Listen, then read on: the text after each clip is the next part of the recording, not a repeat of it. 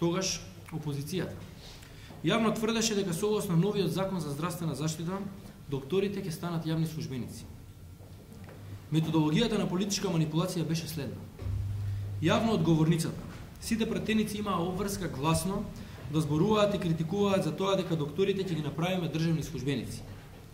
Изговор прочитаа сите пратеници од СДСМ, речиси без исклучок.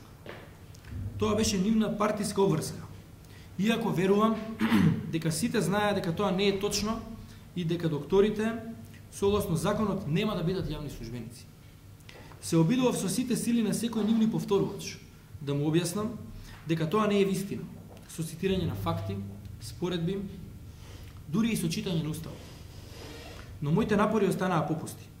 Кога ќе станеше следниот говорник, повторно ќе си го прочиташе истото со истите веќе пред тоа од мене неколку пати соборени факти. Паралелно со тактиката во собранието, 100 пати да се повтори иста лага за да стане вистина, имаше уште една тактика на политичка манипулација.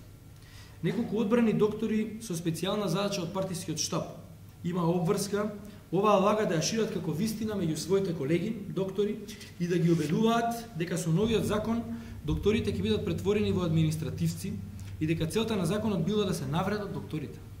Нормално, мораше да биде потенцирано дека не смее повеќе да се молчи и дека мора да се дигне гласот против ова омаловажување.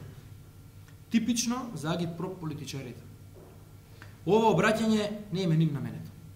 Ова обраќање е на менето пред се до пациентите, но и до најголемиот број на доктори кои честно и достоинствено ја вршат оваа благородна професија. Зошто оваа политичка манипулација му беше неопходна на СДСМ и на опозиција? Одговорот беше и се уште едноставен. Не можеше и не може да ја поднесе горчината која произлегуваше од споредбата на резултатите од политиките во здравството. Ова не сакам да звучи претенциозно, ниту надмерно, и свесен сум дека имаме и доста слабости. Но разликата при споредбата е очигледна. Дали некогаш СДСМ набавил опрема во здравството? Не. Дали граделе болници? Реконструирале здравствени установи? Одговорот е повторно идентичен. Не. Дали некогаш помислиле или не дај Боже се обиделе да ги намалат цените на лековите и на тој начин им ги скратат вртоглавите профити на веледрогериите? Никогаш. Тоа за нив беше невозможно, а може би и неисплатлива реформа. Но да не заборавам, докторите не станаа јавни службеници.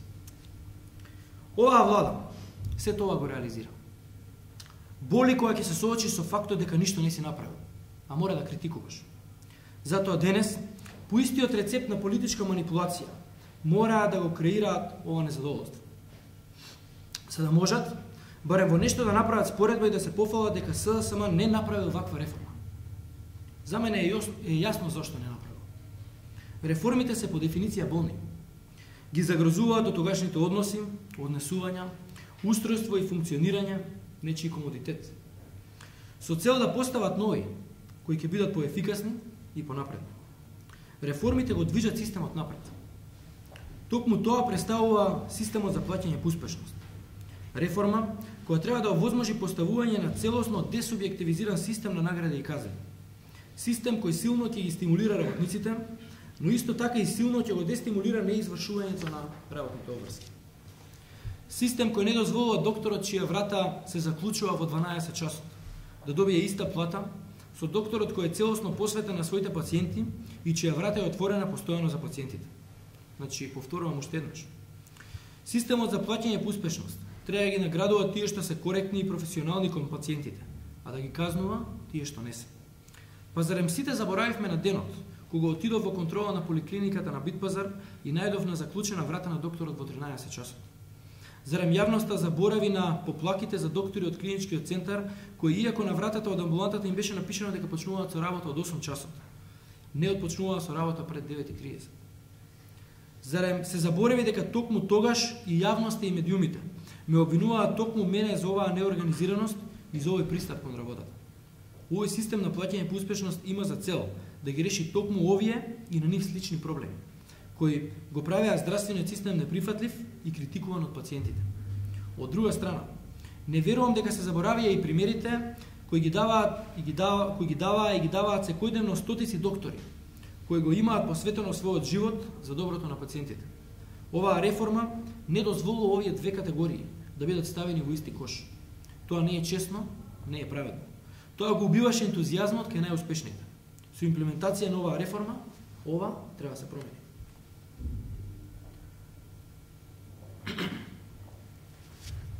Почитувани, ако ми поставите прашање дали сметам дека овој систем е совршен или идеален, одговорот е не. Тоа е така затоа што не постои идеален здравствен систем, бидејќи здравството е предмет на постојана дебата во секоја земја. Пред некој ден, реномираниот весник Der Spiegel излезе со насловна страница за докторите. Фушер или спасител? Да, за докторите во Германија. Зборуваа за грешките, квалитетот, за проблемите, за пристапот. Зарем германскиот систем не чини? Не, тоа е заради потребата од постојана промена кон подобро. Истовремено, сметам дека неменувањето на работите не може да ни донесат прогрес.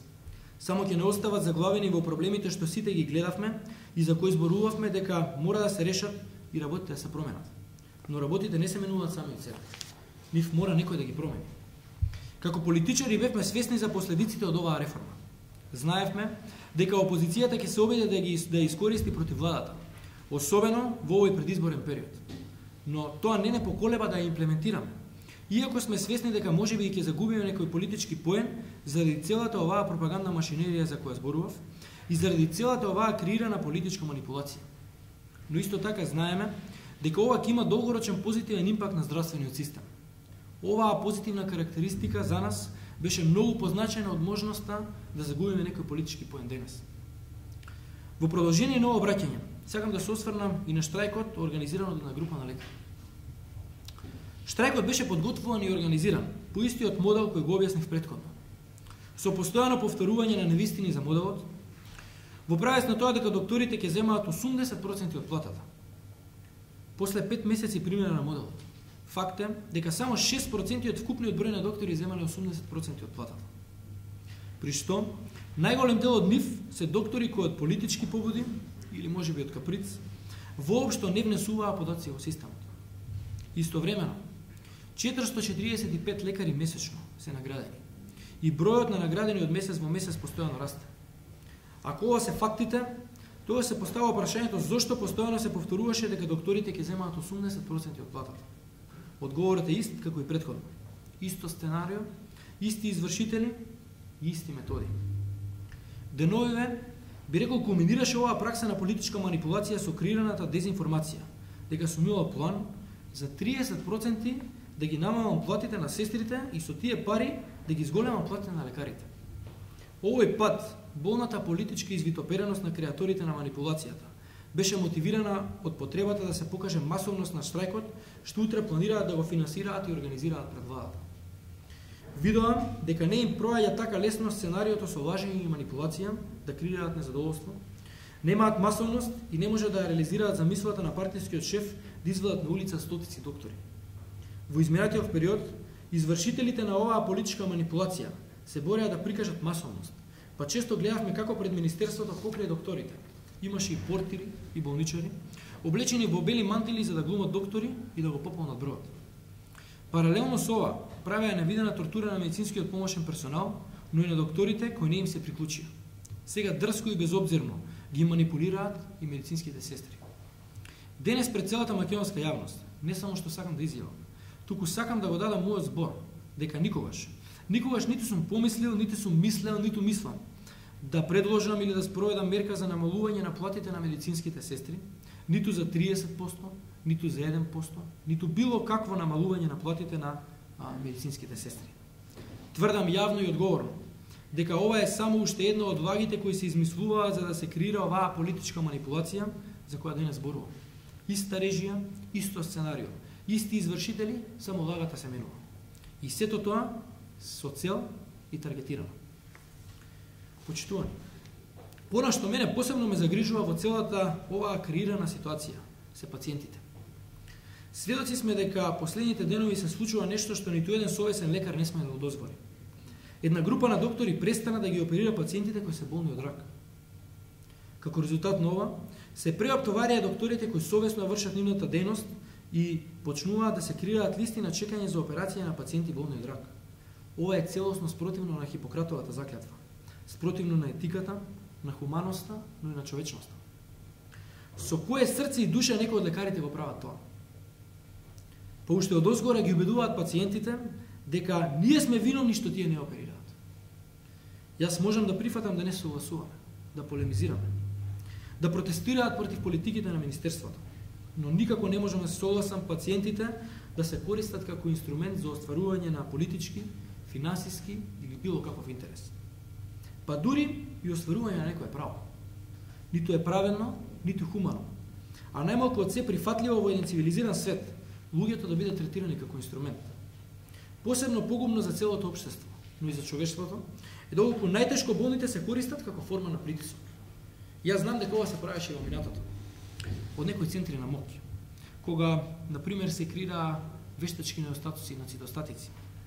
Но исто така знам дека се борев и се уште се борам против овој целосно нехуман метод на притисок.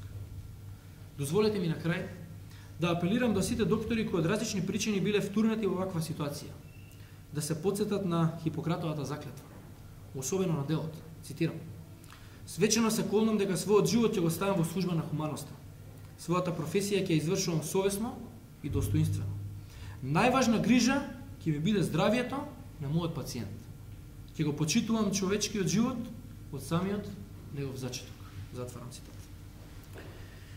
На крај сакам да им порачам и на креаторите на оваа политичка манипулација дека кредибилитетот во политиката, кој сериозно им недостасува, се стекнува со реформи и промени кои се прават за подобро на нацијата, со имплементација на проекти и мерки, со градби и реконструкции, со нови апарати и амбулантни возила, со борба против оние кои го плячкаа граѓанинот продавајќи лекови по цени 10 пати повисоки од реалните, со програма и политики, со искреност и со честност. Кредибилитетот нема да го изградиме со манипулација и лаги, иако можеби некогаш ќе ви успее некого да убедите. Сепак, македонскиот граѓанин не е лесно подложен на манипулација, како што тоа го тврди опозицијата. На крај, ќе инсистирам на имплементација на оваа реформа, не од инает, од каприц или поради суета, туку поради тоа што сум искрено и лично убеден во исправноста на принципот на оваа реформа.